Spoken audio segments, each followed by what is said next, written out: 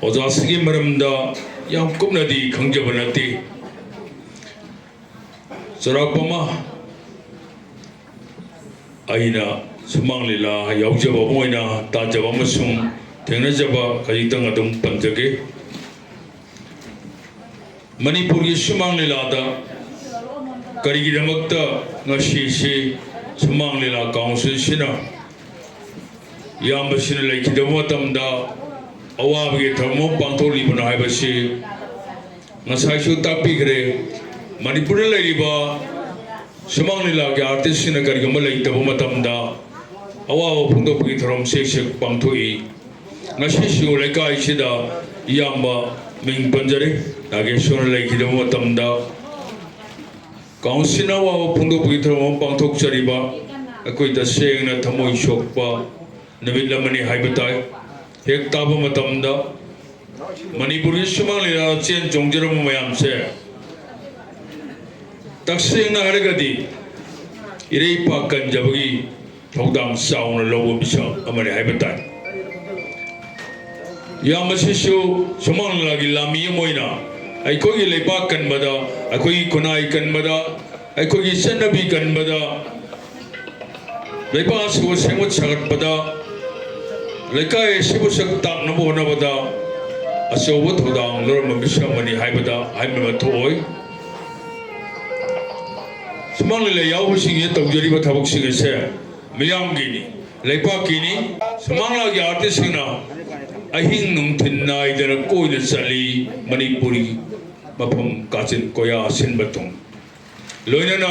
मणिपुरी वांग मदा तोंगान तोंगान Baleba कयादा Manipuri Sumang लीलाना अखोगी Lepa छमछक्ताई Manipuri हौग्रब थौदो कयामा खोया ताहौद्रबा खंगौद्रबा ओहौद्रबा कयामा Manipuri Sumang लीलाना मियामदा तमदुना खंगली ओइरकदबा कयासु Sumang लीलाना high तम्मी ओइरकबा याय हौजिजिक ओइरिबा कयासु मियामदा खंगली ताई अदुगुम्बा थौरम थौदांग मियामदो यामसिना असौब थौदांग लौरम अहिंग तुमदना नुंथिन तुमदना चेन जोंजरम चिंखु हारिबा लेकाय असिदा लेजब यामबसिना सुमांग लीलाबु पामजदना लाबलो फम कयादा सतुरगा यमसिदा अहिंगदा हलांगनी मतम फतबा मतमदा यामसे हलकु मतमदा अहिंगदा कानागी मिसिंग मिरा कोल ताद्र मतमदा मियामगिदमक्ता लेबाकिदमक इमुंग मनोंगिदमक सली कोई शिवनाब किंदरा चलमी नुसिरबा यामसिगी मचा मचु लेरी मयामसे यमदा नुंगाइना तुमने लेज मयामदो यामजे हलक्तब मतमददी इपा हलक्ती इपु हलक्ती नत्रगा इपुरोइबदा हलक्त्री अदना तुमने वखै गारमगनी मदो कुतुंग थिबो मयाम मदि थेंगनरिबनिदो अवा मयाम थेंगनरिबनिदो अकीब मयाम थेंगनरिबनि पुनमक तुंगोइदनमगा सुमांग लीलाने हने चेन चोंग चली अदुगी मदक्ते यामसिदी मणिपुरी हौजिजिक लेरिबा सुमांग लीलागी ट्रेंड से हौजिक जे इसे लीला हैना खंगनरिबसिगी लमजानबा मनि हाइबदा हाइमनबा थोय मणिपुरदा इलेक्शन बिरिबा वाइस प्रेसिडेंट ओइबिरिबा आइगी मरुप आइन कौजगी इलेक्शन बिबुल कोई प्रकाश साबसे मणिपुरी सुमांग लीलागी हौजिक चलिबा ट्रेंड इसे लीला हाइबसिगी हौदोरेइसे सी आई मरुप सिंग मोइना हौदोरकपनि कामिखा सिगिल मदल हाइबसिना मदगी मतंगदा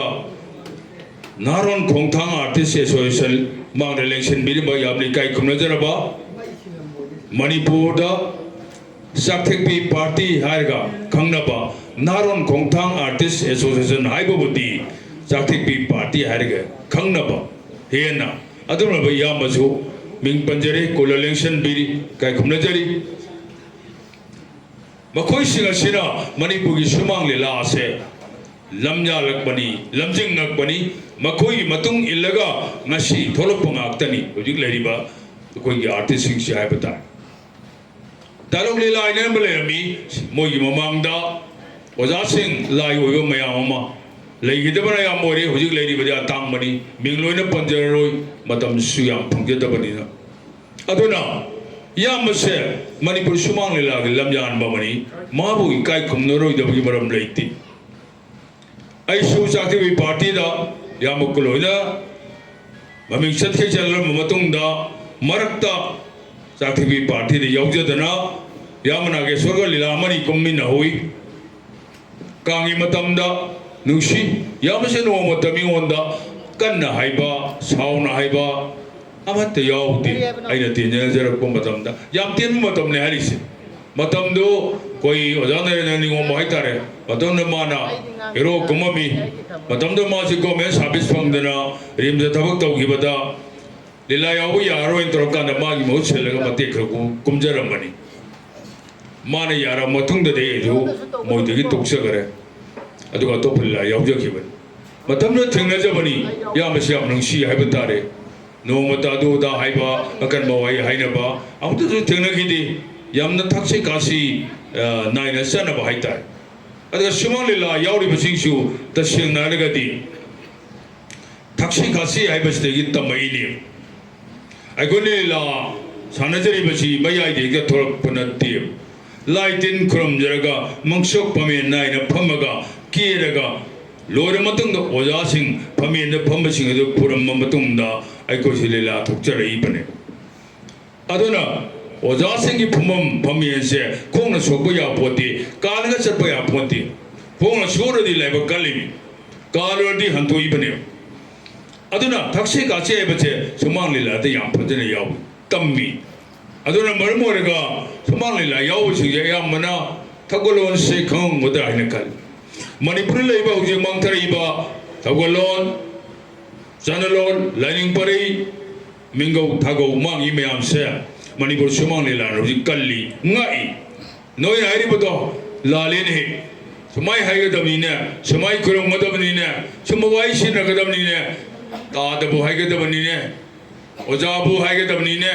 ओजा हाइबदुल्ला अली ने ओजा हाइरदी थगुरन याउती ने मैते रोदनी ने ओजाबु हाइना हाइनै को समाय तो ओजे सुमांग लिला मनगो लोइन ट्रेन तो नि तमी बने ओजा सुमांग लिला अदुमरबा मणिपुर की दमकता कोई कल्चर मांगदन बहोनरंबा अखोई इरोनी यक मांगदन बहोनरंबा सनबी मांगदन होनरबा फिजिक्स शिक्षा कन्न बहोनरबा सुमांग लिला न मियाम न कोई न सत्र पाउ पिरंबा अवाहब गया थेंगनखिबा फंगबु पैसादना पुरा दोलान सानी हाइबन त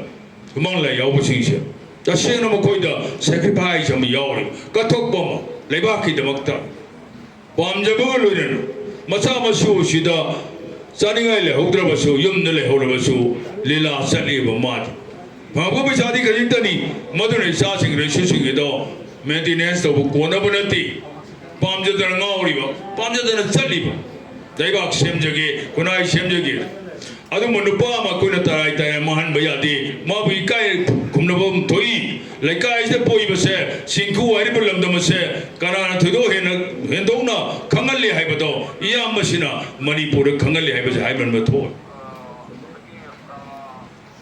आई सिले लाउ सिंले सिंखु हाइबसे थुदोना चतबा तादी अदुम लोइन ताबा अदो करावाइ दर कमाइ तो बुन हाइगदा आगे यामगी मयु पलकान समाइ तो न चाथेक बि बातीदा अहनगा सारंबा